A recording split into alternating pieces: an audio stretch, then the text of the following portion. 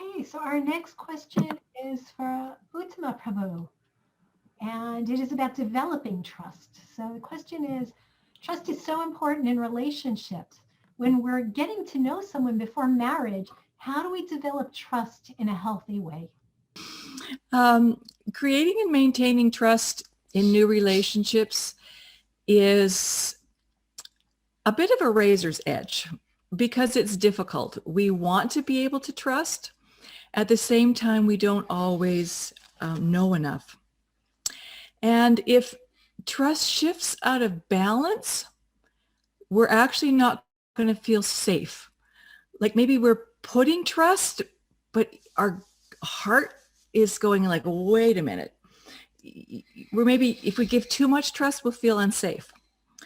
So it's very interesting because I'm a certified presenter of a course called How Not to Marry a Jerk.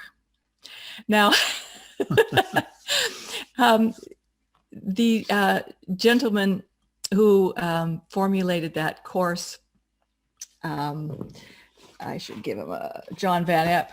He made a very interesting graphic. And, you know, unbeknownst to him, it became greatly spiritualized by the grace of the Lord because he gave it the name, the Ram dynamic. So this is a relationship attachment model. So you'll see here that the graphic is like a equalizer on a soundboard. So on soundboards, it's not that you make everything completely equal. Some things have to have more volume than others. So in the beginning of a relationship, if your relationship just started out like the modern day one, you know, after 2 dates, you're having a lot of touch. Maybe you don't know anything much about the person. You don't have much trust, but you're just going for it. And then you're thinking, maybe I can rely on this person. But really, do you know if you can rely on the person? Do you trust them?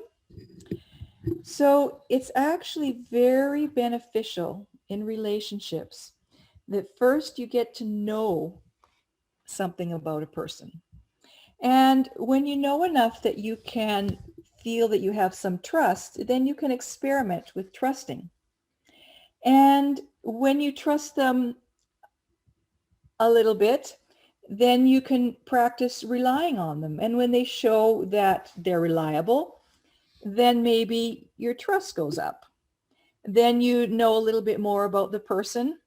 You feel like you can trust them a little bit more. And then you see in practice that you can rely on them. So in order to keep a dynamic where we feel safe in new relationships, we should always make sure that this slider of the equalizer, the know, is higher.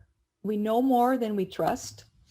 We trust someone enough that we can rely on them. Then we think about committing, and maybe we enter into more intimate relationship with them. So we have to make sure that things are in balance in this way, or we won't feel safe.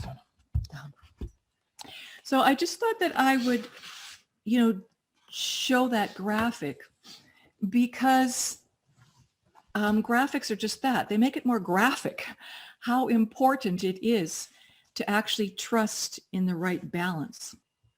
So you have to develop that slowly according to different criterias. Like you might want to see if they're mature, if they have good emotional stability, if they're reliable, if they're accountable. So we want to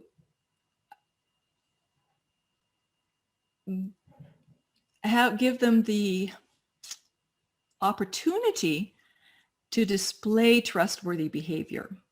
And then when they do, then we can begin to develop the trust a little bit more. And the difficulty in beginning relationships is we really tend to lose our objectivity because as soon as we trust someone, we tend to stop thinking. So we want to give as much trust as we can. At the same time, we want to be cautious until we actually see this trust demonstrated in reliable ways. And the other difficulty is when we first know someone, we tend to think of them based on our past stereotypes. Like, maybe I think that, all Gujarati ladies are going to be wonderful cooks. So we just trust that everything they make is going to be delicious. So we have our stereotypes. We also have our ways in which we associate things. So we might associate a man who's living with his mother still. We could associate with that he's a very responsible man. He looks after his mother.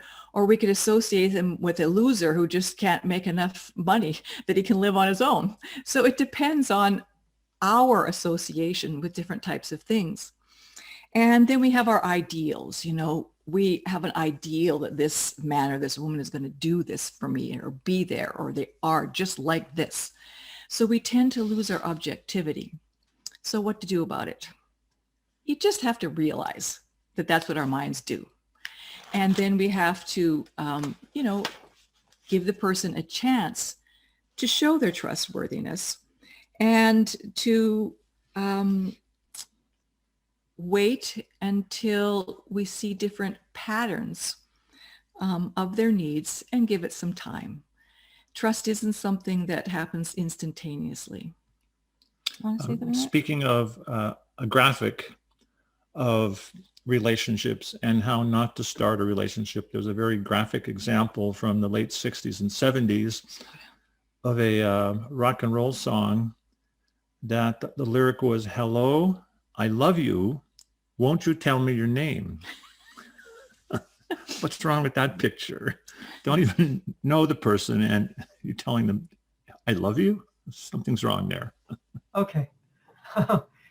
Thank you for the Jim Morrison reference there, Dr. Prabhu. It's near and dear to Yadnath's heart.